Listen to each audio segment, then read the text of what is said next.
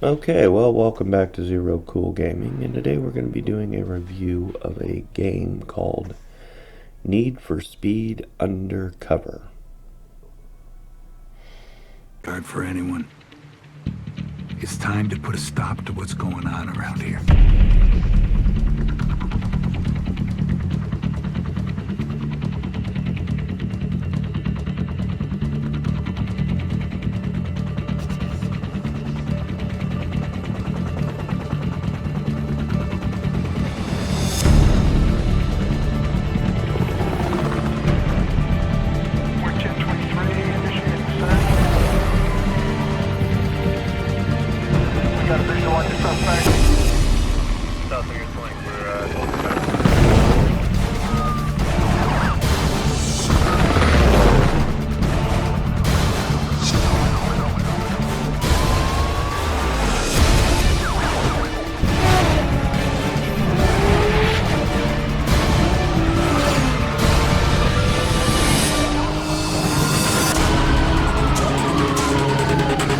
Heads up, everyone.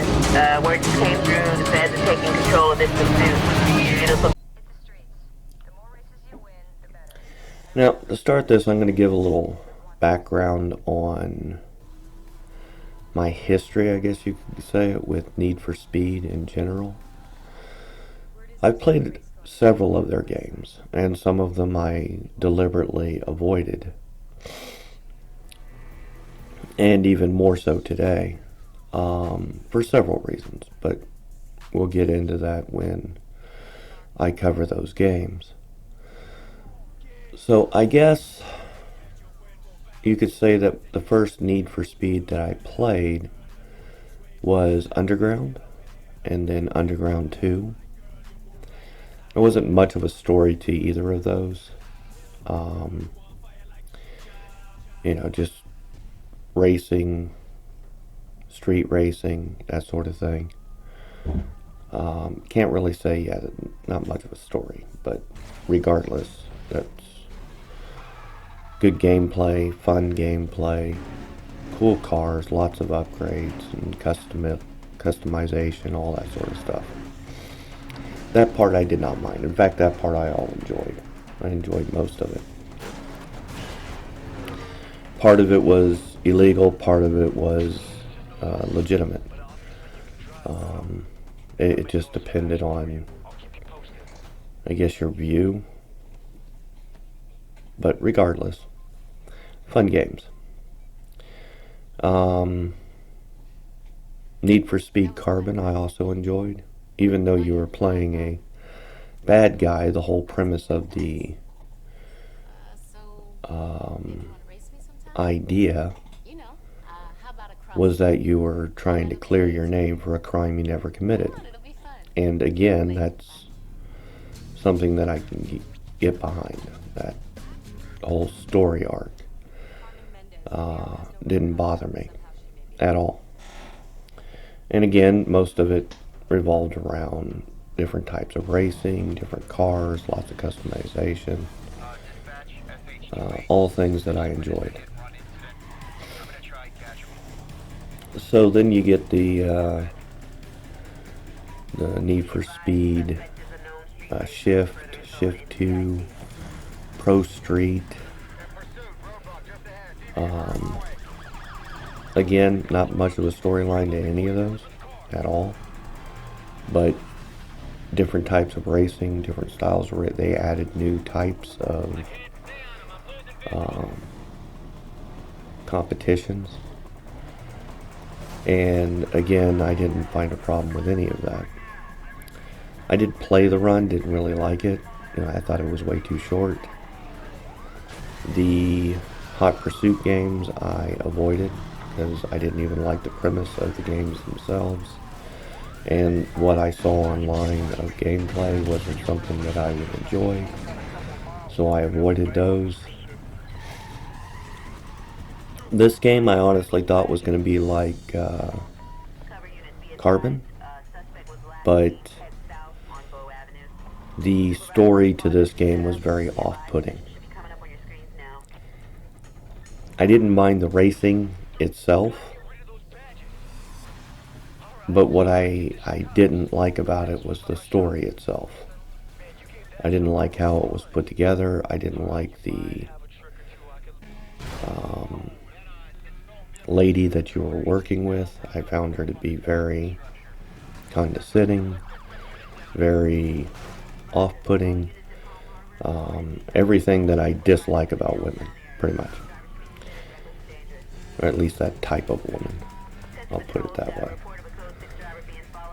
And, you know, I'm strong, independent, and right, and you're just wrong. That whole attitude does not sit well with me. Never has, never will. Call me what you will, don't care. I did not like that story. I did not like the way it was presented, and I did not like her attitude at any point. There was nothing about it that I found attractive. And it wasn't just about not finding it attractive, it was about I found it degrading. Lots of things about this game I found to be degrading. Not just with what it was asking you to do, but how it would ask you to do things. And that's not a good thing, people. Truly. I mean, if I felt this way, I'm sure there are many others who felt the same way as well. Lots of people, I'm sure, could just simply ignore the story altogether and just enjoy the gameplay itself. I mean, it is a racing game at its heart, and I get that. You could certainly do that. But that's not what I did. Same thing with like Need for Speed Most Wanted. I avoided those games.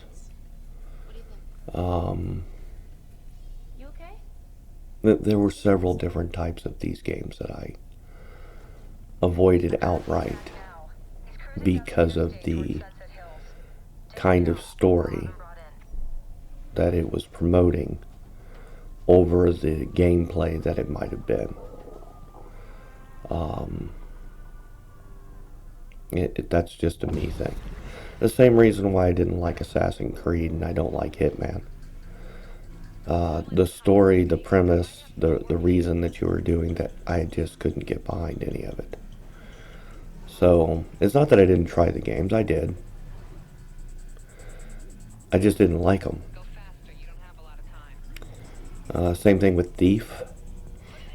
You know, I know that the game itself is a fun game, as far as gameplay, but the premise and why you were doing things, I just couldn't get behind. It just wasn't something that I was willing to listen to for hours on end. Not that, you know, like I said, that the gameplay itself was bad in any way. And by the time you get to the end of the Thief series, the reasoning and motivations to the main character completely changed. Because he realized just how bad the people that he was up against really were. And if they won, what the outcome would be for the general population of the planet. So, you know, there's, you know, mitigating factors, I guess is the way of putting that. But getting back to Need for Speed, Undercover. The story itself starts out with the FBI forcing its way into a city investigation into stolen vehicles.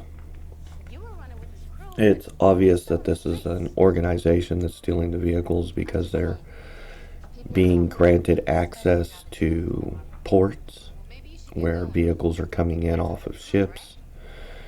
And not only do they know where these vehicles are, but they are able to get in and out of these ports without the police being notified of what's going on. And if you've ever worked on a dock, you know that there are several layers of security. You know that there are several layers of fencing, depending on what your, not necessarily job, what it is that the businesses do in that area. like, starting from the ship, you have your cargo, unload and load areas, and there's fencing all the way around that. Then the next area is your merchants, who take perishable goods immediately and try to get them out into the city as fast as possible to the different stores, businesses, restaurants, you name it. And there's a fence all the way around that. And then beyond that, you have shipping and receiving. And what I mean by that is warehouses where non-perishable goods will be stored until they have the ability to transport those goods to where they're going, and it's usually somewhere in the middle of the country or the next state over, things of that effect. And there's a fence around all of that. So for them to get to the vehicles where they are right after unload, they have to go through 3 layers minimum of security and fencing. And that's just not something that you can do because you're so sneaky. It's just not going to happen. I mean, there's cameras, there's everything else, there's people watching, there's patrols that literally patrol the area. I mean, come on. Not to mention that you have auditors and investigators and customs. I mean, you have all of this different type of stuff going on. And it's not like it's, Monday through Friday, 9 to 5. No, it's usually 24/7. It may slow down at night, but it certainly does not stop. Regardless, I guess I shouldn't say that's true anymore because I haven't been to a dock since the lockdowns, and apparently several things have changed, where they do more things, if not everything, during the day. But before that insanity, yeah, it was a 24-hour operation. Truly. Anyway, continuing with the game, you're hired to try to become an undercover agent within some of these racing gangs, and they steal cars. And the first gang that you get involved with, they decide is a distraction, and that they're not involved with the larger players that they're looking for. So then you have to take out their cars and get them arrested, and for whatever reason you move up in standing to the point that more larger players in this theft ring want to use your services. It's just a giant mess of BS, and it's, like I said, it's so off-putting. Alright, so this is where the story starts to get a little weird, because it progresses without having any real reason for progression. You can assume and make connections, but the game itself doesn't make those connections, not truly. Not by any kind of dialogue, anyway. So, you just took out 2 leaders to a racing / theft gang. And because you yourself were not arrested as well, it would make sense that people start talking and thinking that you might be an undercover or a cop or whatever. That part makes sense. And then shortly thereafter that, you go racing with a girl who's not affiliated really with any of the gangs. She's not like a member of any of them. And during that race, a group shows up and starts attacking her, and you have to defend her. And you know, the end result is, yeah, you defend her and prevent her from getting killed. Okay. That part makes sense, but the game doesn't actually make a connection to that and why another racing slash theft gang would accept you into their ranks or even allow you to help them with their jobs. So that's what I mean by it starts to get a little weird. And it continues to do this type of stuff. The story, at least. So, you move into a new area, a new gang, new cars to steal. And, of course, the amount of police on the roads, the amount of opposition that you have to deal with increases. And then there's another gang, a rival gang, I guess, that tries to take you out without truly explaining why. And for some reason, the leader or a member of that rival gang is in contact with the FBI agent that you're working with. So, yeah, things, like I said, get weird. Anyway, after stealing a bunch of cars for this guy and helping him to make his deliveries on time, he decides to put a little more trust in you and feel that maybe you're not whatever, you know, what the rumors say.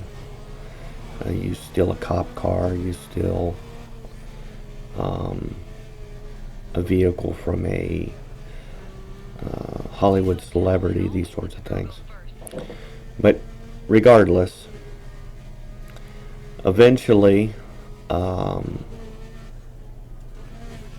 one of the higher up gang members decides that she wants to race you in a canyon that's not really a canyon, which doesn't make a lot of sense to me either. And of course that race takes place.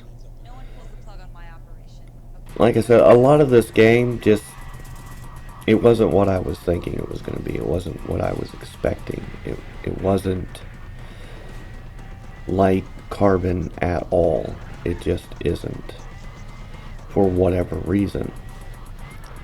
And a lot of this game turned me off to it because of that. Not just because I had preconceived notions of what it would be, but the story itself was just off and convoluted in places. There were places where they could make obvious connections and they didn't. It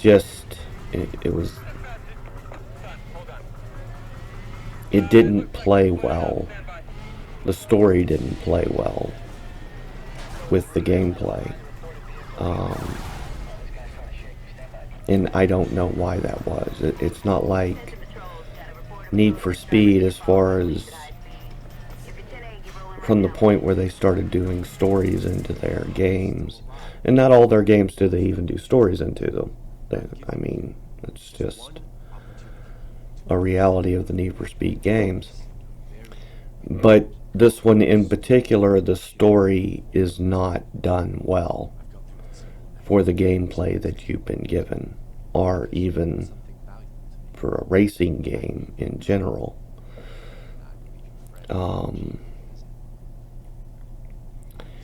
And if I was to guess, I would say that there were factors for that. Influences that shouldn't have been allowed that created this mess of a story.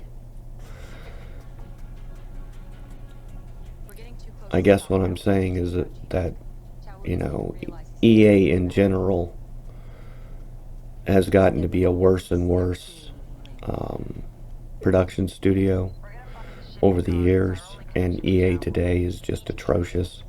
I mean, I won't even buy Need for Speed games today, or most, if not anything. No, I would say I wouldn't get anything that EA creates today, just period. Because I know it's all DEI and ESG BS, and I know that these people hate me, and I'm not going to give money to people that hate me. Initially I said most because, to me, a new game for me could be, 10 years old. If I've never played it before, it's new as far as I'm concerned. But no, their new stuff, I'm not going to participate in the insanity that this company has become. And I'm certainly not going to give them money. Not that I ever really did to begin with. I mean, 99% of the games that I own because they're purchased through secondhand stores, used games that are resold, and the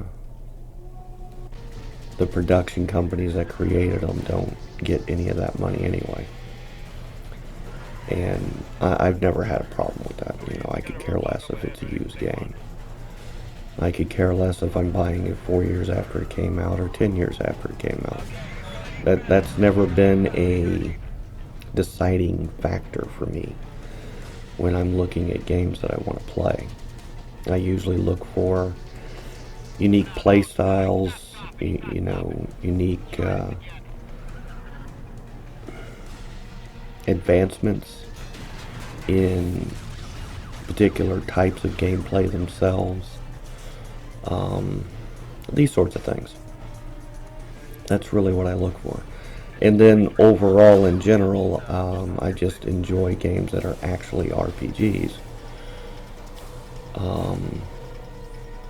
And while that genre has become very diluted over the past 10 years, where almost everything wants to call itself an RPG, there is a particular style of RPG that I enjoy, and in general it is a slower type of gameplay where you can sit there at any point that you want and stop the gameplay, think about what you want to do, really look over what you have available, and move on from there once you've decided how you're going to move forward.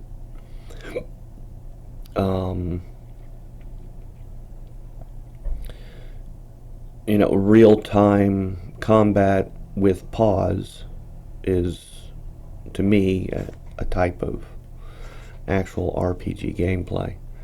Are just, like your old Final Fantasy 1 through 9, even 10. 12, not really. I mean, you can pause at any point, don't get me wrong. So I guess it is real time with pause. But I guess once you get to Final Fantasy 12, they really did change up the, you attack, then they attack, then you attack style of gameplay. And actually, for me, I prefer it that way. There are, your old CRPGs where it was intermixed, where an enemy would attack maybe 2 or 3 of them, and then one of your guys, and then a couple of them, and then another one of your guys, maybe 3 of your guys, that sort of thing. And that never bothered me either. I mean, Grandia's like that. There's lots of games that are like that. But as far as Need for Speed, as time went on, I got to the point that the ones that I enjoyed were the ones that didn't have any storyline attached to them at all. Especially after playing this one, with the story being as off-putting as it is. It just really turned me off to that type of Need for Speed game, where I actively look for ones that didn't have a storyline to them after that. So this is the point where the game really just starts to go off the rails. The FBI agent that you're working for tells you to start taking out members of the gang that you're currently working with. While at the same time she's in contact with the Chinese gang, I guess it's a Chinese gang, that's looking for a particular car that was stolen from them. The regular police are wondering why this FBI agent is completely ignoring the fact that this Chinese gang is causing trouble all over town, considering how many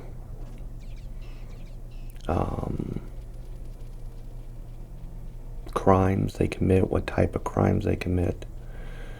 And to them, it would seem as if this would be a more viable target than the ones that she's been targeting. So as you take out all of the gang members, when you finish the last one, the girl that's not really affiliated with any of the gang members calls you again and tells you that she needs to see you right away, blah, blah, blah. When you get there, you find out that it was one of the gang members that had stolen a car and hid it with her because they didn't understand the importance of the vehicle either, but they knew that it was important to somebody. And she asked you to take the vehicle out of her shop, off her hands, and you do that. And as soon as you do, the Chinese gang leader calls you and tells you that he knows you've got his car, blah, blah, blah. He wants it back, turn it over, because he's kidnapped the FBI agent that you're working for and working with. And if you don't, he's going to put a bullet in her head. So you head over there and you find out that she's working with him, and she kills somebody else in the area and then blames you for it and takes off with the car and whatever's in that black case. Afterwards, of course, you escape from the area. You then have to escape from the police, and the local police actually try to help you by calling off the police chase. And then you have to take her out. Once you take her out, inside the black case that's in the car, you find a bunch of espionage information, American technologies, whatever, blah, blah, blah, that's been stolen. And that's why they wanted the car back so bad. It wasn't the car, it was the stuff in it. And she already told you that earlier anyway. And then that's the end of the game.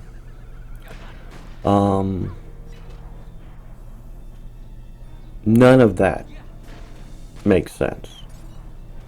Unless you're going to sit here and accept the fact that our FBI deliberately hires foreign agents who will commit espionage against this country and then protects them while they do so. And that would be a conspiracy theory. Because of course they don't, right? The same thing with our CIA and whatnot, as well as politicians who sleep with Chinese spies. Things like that never happen, right? Right. Yeah. The reason that this story is so off the rails is because if that's what was happening, which I have no doubt those sorts of things do happen, she wouldn't have killed somebody else and tried to frame you for this. She would have just killed you. I mean, duh. Give me a break. Neither would, if anybody was really looking into her background, unless they were corrupt as well, which is very possible. We see that type of corruption all over the place today. And it's deliberate that all this corruption exists.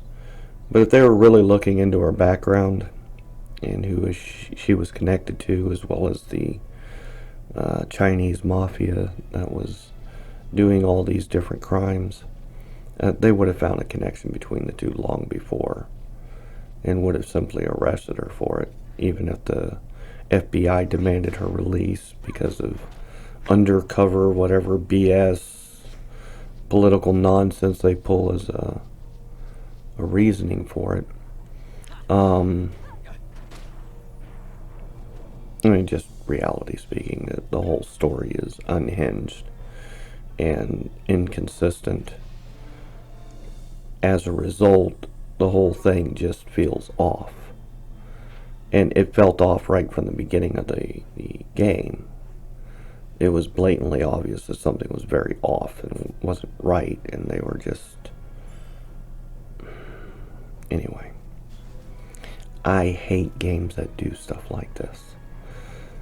And I hate them because of the writing, of how they try to